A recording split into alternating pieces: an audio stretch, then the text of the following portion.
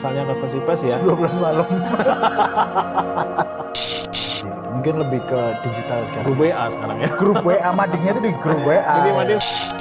Biasanya kalau kotak saran dari eksternal biasanya isinya caci maki semua. Caci maki, spray kotor, kamar mandi air hangat tidak bekerja gitu-gitu.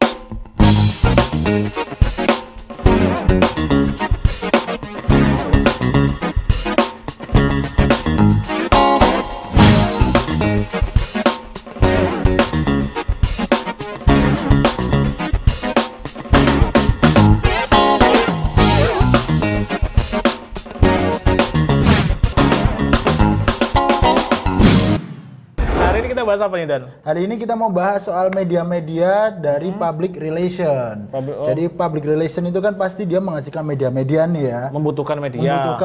Membutuhkan media. Dan medianya ini penting sih sebenarnya buat PR ya. Jadi medianya ini sebenarnya buat seberapa penting sih media itu untuk bagi seorang PR?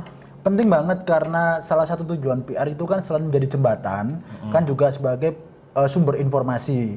Nah, media ini menjadi caranya mereka ya, mediumnya mereka untuk menyampaikan informasi tersebut. Oh, berarti mempermudah tersampaikannya informasi kepada khalayak. Benar, mempermudah tersampaikan informasi kepada khalayak. Kalau misalkan tidak ada media, PR bingung mau menyampaikan pakai apa. Dan lagi lebih susah ya, kalau misalnya khalayaknya luas, masa kita ngobrolnya satu-satu kan? Nggak mungkin door to door gitu. Sebuah media-media yang dan burung dara pun sekarang sudah nggak bisa buat ngirim surat kan ya.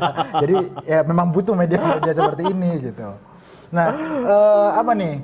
Kan ada hal internal dan eksternal ya. Nah, berarti seharusnya media tersebut bisa diidentifikasikan sesuai dengan kebutuhan masing-masing nih ya. Benar. Kalau internal dia menggunakan media apa, kalau eksternal cocoknya menggunakan media apa nih? Berarti seperti itu ya. Kalau misalkan nih media internal. Oh, sebelum kita masuk ke situ ya. Kan media-media ini sekarang banyak, ya kan? Ada medianya cetak, koran, ya kan? Terus tabloid, contohnya kalau radio, elektronik, radio, televisi. Nah, sekarang ini ada yang namanya media baru atau internet, berbasiskan internet. Nah, media-media tersebut, media konvensional kayak koran, TV, radio itu sekarang mulai berkonvergensi. Konvergensi ini apa, Insan? Nah, kalau konvergensi itu mungkin semacam gabungan. Jadi peralihan juga bisa. Jadi bagaimana dulu media cetak sebelum adanya internet dan media cetak setelah adanya internet. Kalau mungkin dulu media cetak sebelum adanya internet kan memang biasanya ya sebatas di print atau di hard copy-nya saja. Kalau sekarang media cetak juga bisa bertransformasi, berubah menjadi majalah digital. Bahkan sekarang radio pun kalau kita radio streaming gitu. Nggak perlu harus pakai radio boombox kayak gitu. Nah, ini untuk media sendiri ya, media itu ada sifatnya satu arah, ada yang sifatnya dua arah. Oh iya, kayak misalnya kalau satu arah tuh mungkin seperti kayak di televisi itu ya. Televisi kan nggak mungkin kita akan menyampaikan informasi konferensi pers ya. 12 malam. Dan dijawab lagi. Dijawab ya. Itu kalau contoh-contoh yang satu arah. Satu arah, benar. Kalau dua arah apa nih? Kalau dua arah misalnya bisa press conference secara langsung, itu kan dua arah. Artinya tergantung pilihannya menggunakan media yang apa gitu. Oke. Nah, media-media internal ini contoh-contohnya apa nih? Kalau media untuk internal relation ya atau kepada khalayak internal, biasanya pesannya tuh sifatnya non komersil. Karena kan untuk internal organisasi saja. Oh, gitu. Jadi buat yang ada di dalam lingkup organisasi, nggak sampai keluar berarti. Oke. Selain pesannya non komersil, biasanya juga komunikasinya terbatas atau terarah. Jelas nih sasarannya siapa. Gitu. Terus lalu informatif. Contoh apa? Contoh misalnya apa sih? Contoh dari pemberitahuan rapat, kemudian pemberitahuan naik gaji, pemberitahuan dipecat bisa jadi astagfirullah. Oke, contohnya apa nih kalau media internal? Media internal biasanya menggunakan buletin juga bisa. Buletin seperti majalah internal gitu. Bisa juga menggunakan pengumuman. Oh, mading. Biasa kan sering nih di kantor-kantor ada mading, di situ tertulis libur Idul Fitri ditetapkan tanggal segini-segini. Ya, itu juga bisa biasanya mading. Sekarang mading masih efektif nggak ya? Kayaknya sebagai pajangan sih ya. Pajangan deh. Soalnya beberapa kali kita lihat kan mading ini tempelannya sudah nggak pernah diupdate ya. Jadi mungkin lebih ke digital sekarang. Grup WA sekarang ya. Grup WA, madingnya itu di grup WA. Jadi mading sekarang hanya lebih ke art mungkin ya. Ke art, benar-benar vintage. Nah, ada lagi nih salah satu contoh media internal yang sekarang kalau aku rasa udah mulai punah nih. Apa Kotak tuh? saran. Kotak saran. Kotak saran ini udah mulai punah. Tapi kayaknya masih ada di beberapa organisasi. Cuman nggak ada yang masukin. Tapi fungsinya memang kalau kita memang kalau misalnya organisasi terbuka untuk kritik ya, mungkin juga bisa tepat nih menggunakan media kotak saran. Kan ada nih orang yang mengkritik yang malu-malu. Iya. Kalau lewat WA kan ketahuan siapa yang ngirim. Oh iya ini pakai kotak saran. Mungkin itu bisa dipikirkan nih. Bisa sih. Agar mengatasi orang-orang yang malu untuk mengkritik atau malu menyampaikan argumennya, bisa menggunakan kotak saran. Mungkin masih itu bisa ide yang bagus. Jadi kotak saran itu. Mungkin sekarang bisa lebih dimanfaatkan kembali ya. Bisa dihidupkan kembali kotak saran. Jangan cuma kotak amal sih yang dihidupkan. Itu masih eksis sampai sekarang kalau itu. Lalu ada apa lagi nih? Ada media penyiaran. Kalau media penyiaran ya seperti kayak tadi ya, seperti radio, televisi. Tapi yang lingkupnya internal. Iya, lingkupnya internal. Jadi sebatas misalnya radio internal organisasi, walaupun. Tapi sebenarnya kalau radio internal ya? kan maksudnya bisa didengarkan oleh siapapun yang punya frekuensi atau gimana ya?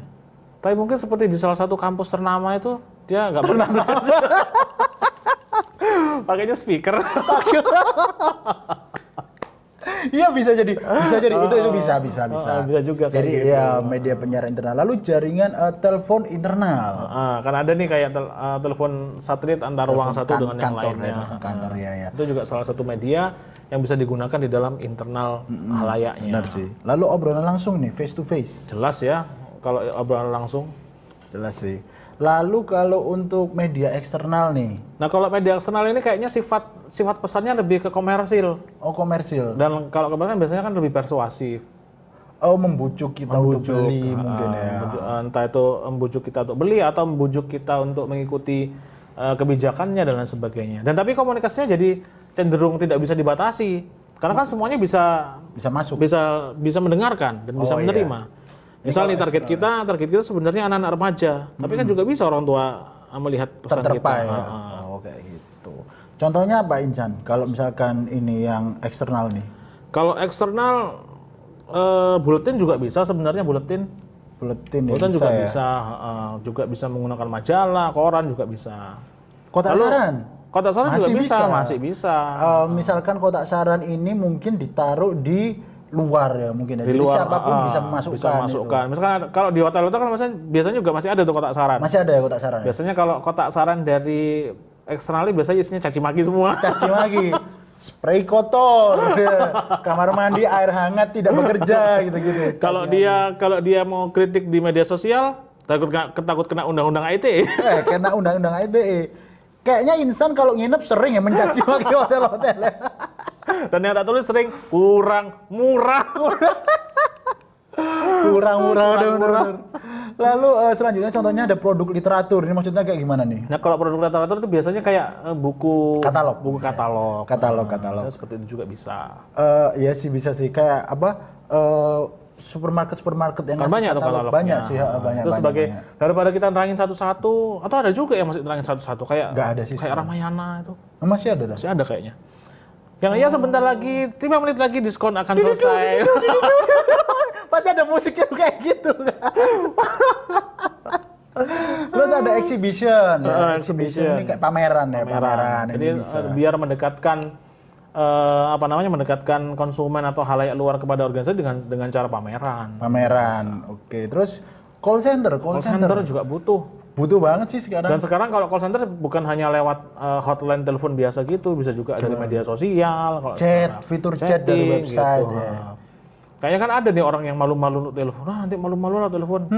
Bisa email atau WA. Kayak gitu. Lalu seminar nih gimana nih? Nah, sebenarnya hampir sama dengan pameran ya. Intinya kayak misalnya gini, kita mau jual produk tanaman nih. Atau pupuk. Kita cara mendekatinya jangan langsung jualan, kita adakan seminar dulu. Kita kasih edukasi dulu. Baru nanti di sela-sela. Nah, agar tanaman Anda baik, pakailah pupuk ini. Nah, bisa kayak gitu. Bisa. Lalu ada undangan nih, invitation buat catering. Gimana? Kalau undangan ini biasanya digunakan pada organisasi-organisasi yang halayaknya terbatas.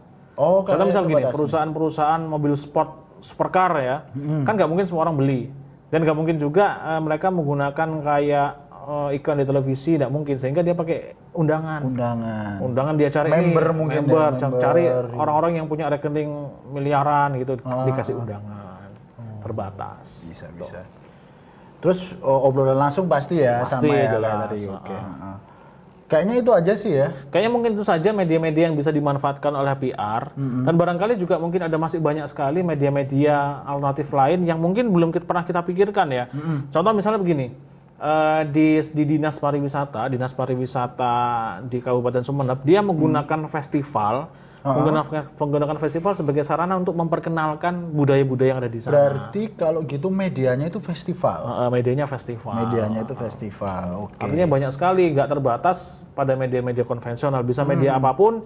Yang penting intinya objek tersebut bisa digunakan untuk menyalurkan pesan yang mau kita sampaikan. Yang penting pesannya nyampe. Oke. Contohnya kalau kamu nih, kalau naksir cewek untuk menyatakan cinta nggak harus lewat verbal. Nggak harus lewat verbal. Bisa dikasih bunga, sama bisa. Voucher apa? voucher Sogo. Nggak kemahalan, buat Superindo bisa lah.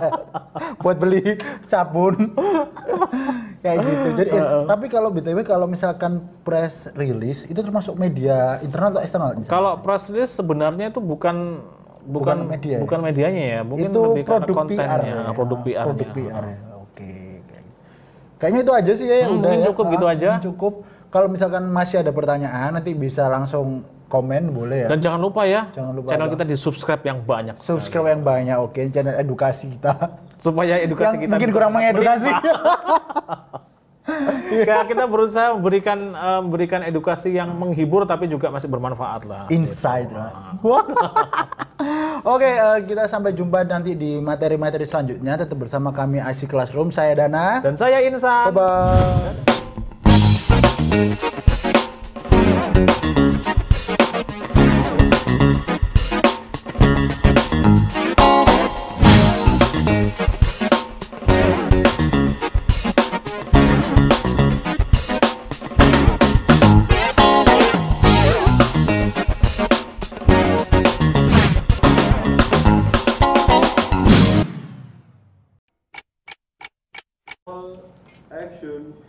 Balik lagi nih ke IC Classroom Podcast ya. Gimana kan tadi ya? Bla bla bla bla.